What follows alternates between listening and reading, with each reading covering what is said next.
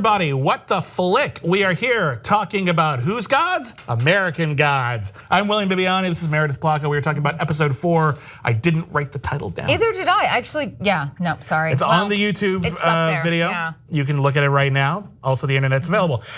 So this episode is a big departure for the series in a couple of different ways. I loved it. It's really cool. I love this episode. This episode, not only does it completely change the series format, but it also changes the book. Yeah. This is the first time they've dramatically diverged from the book. Again, because virgin American God. Okay, so again, we see what happened to Shadow Moon's wife, played by Emily Browning, and in the book we find out a little bit about what happened to her since she was resurrected from the dead, and we find a little bit about their backstory, but we never spent this much time into it. It felt like such a good origin story for Laura. I really liked her, and she's. I feel bad for her.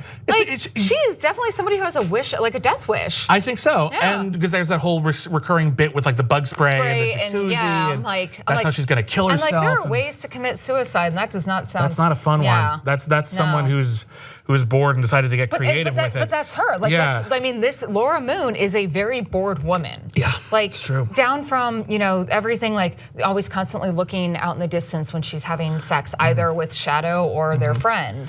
Yeah. And even to the point where boredom drives her to want to rob the casino. Yeah. And I feel like even there's that scene where she comes home and her cat dies, and her cat's dead, and she ends up having the affair, and she's like, I didn't even like him anyways, and I'm like, I don't think she's talking about the cat. I think she's talking about Shadow in that scene. I think she is. She doesn't have anything in her life that keeps her going. No. She has all of these constructs, all these things that sort of depend on her and like her, and she keeps trying to connect.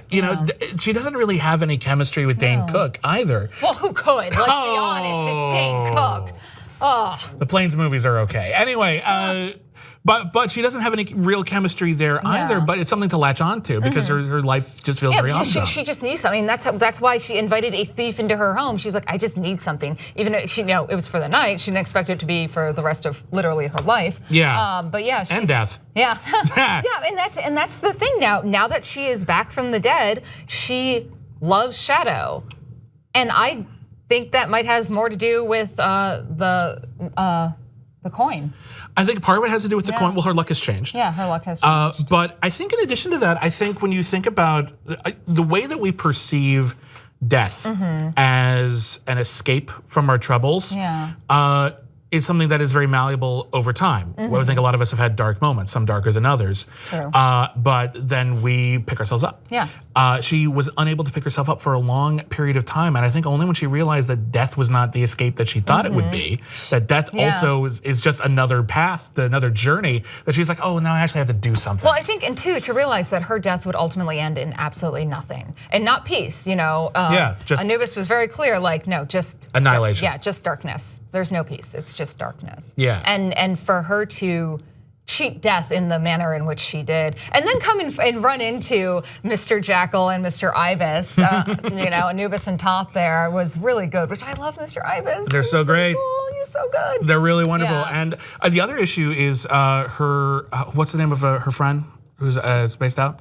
Dane Cook's wife. I know. Yeah. Okay. Dane Cook, you're gonna yell at us in the comments for not remembering the names. I'm really sorry. These are the things we can look up, and we probably should have. But we also were up really late watching other TV. 6 a.m. watching Twin Peaks. Cut me some slack. Yeah, please. Sorry, guys. But that character actually is pretty much in the first couple of chapters of American Gods and gone. Oh, we never see her again, and now she's here on this road trip of the dead. And I'm so happy she kind of had that moment of being able to put it all to rest and to have that satisfaction of you cheated. You're my best friend, and you cheated on my, on both your husband and with me. Me. Well, she betrayed cheated on me. Yeah, that's exactly it. Yeah, she betrayed her, and how often do we as people get that? That catharsis. Yeah, and almost never. And to have but even the humor there, the connection, and just the I'm sorry, but the bathroom scene was so good. That was so good. Just please, just turn around. Don't face me. And just all the We don't have.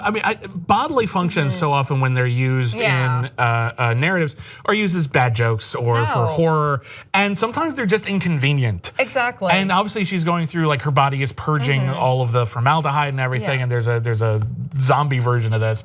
But at the same time, it's just like, look, this whole moment is going to suck. But also, I would feel if I was the the jilted wife, is there's something satisfying in that. There's like, all right, I see what you're going through. This is really weird. This is really messed up because you're back from the dead. But I'm going to take a little bit of pleasure in this. You're not doing great right now, and in fact, you're suffering for what you did. And it's kind of okay for her to have a little bit of Schadenfreude. But then once you get over that, there's that movie that came out last year, Elle, which tackles some serious similar issues about betrayal and friendship, and how you can work past it, but you actually have to work past it. You can't just internalize and let it go.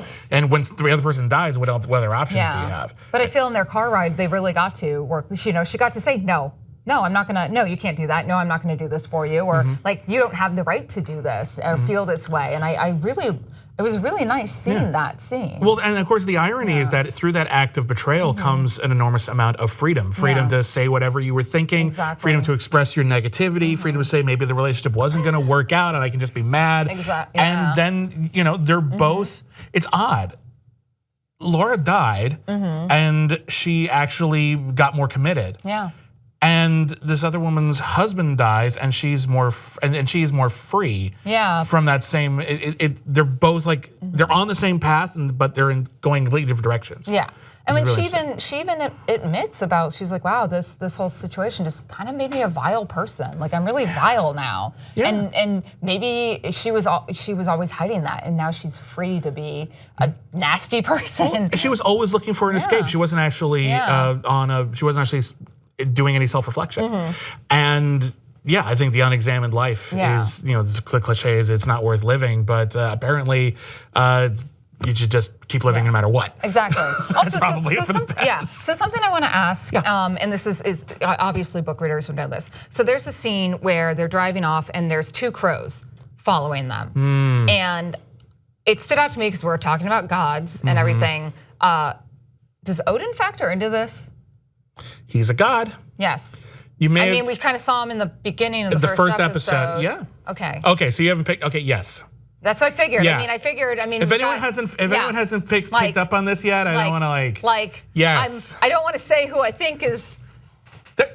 I'm just going to say whatever you're thinking right now. Yeah, I'm fairly certain elsewhere in Jin. Yeah. Here's the thing. Here's the thing. The show doesn't always, and the book as well.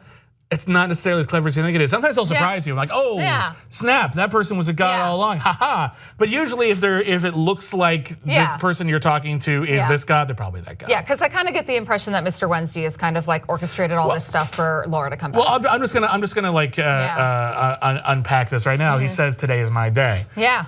Woden's Day. Woden's Day, Wednesday, I kind of picked up on that. Yeah, so. I don't think they're playing, they haven't come out and say but I don't think they're playing too coy either, so it's fine. But just with the crows, I'm wondering if, because I've thought he was Odin, but I've been wondering if he actually set up the whole thing with Laura to come back. That I won't tell you. Okay. That I won't tell you. Cool. I just want to say I really like this episode. I know I said that we started with that, but I really like this episode. It's interesting because you want an episode sometimes, there's so much going down, so many new characters being introduced, so many ideas being introduced, you want to slow down. This is an interesting choice for the slow down episode, to deal with a character we haven't spent a lot of time with, to go back in time before all the craziness started. And then just to focus on really one of the more interesting tales of zombification. And then to see that whole first episode done through Laura's perspective, in that sequence, that was really good. Yeah. I think it's very effective. I think it catches us up to date. I think it humanizes a character who before this, it was really easy to write off as a plot point. I mean, Mr. Wednesday was telling Shadow just be mad, write her off, who cares? She wronged you, and now it's done. And then it's easy to say like, oh, and his wife died, and that set him off on a path. Just like, I don't know, there's a lot of characters who only exist to die and then push the protagonist out on their path. And that's to remind you that here's a person. It's also really nice that they didn't just use her as a death to push Shadow forward, just saying that's a trope, and they beat that. So yes, they did. Well done. Well done, American Gods. So again, the show is a little straightforward this week, actually, but that was a refreshing change of pace. It's good to know that they can mix it up. We'll be back next week with more of the gods of this particular American variety.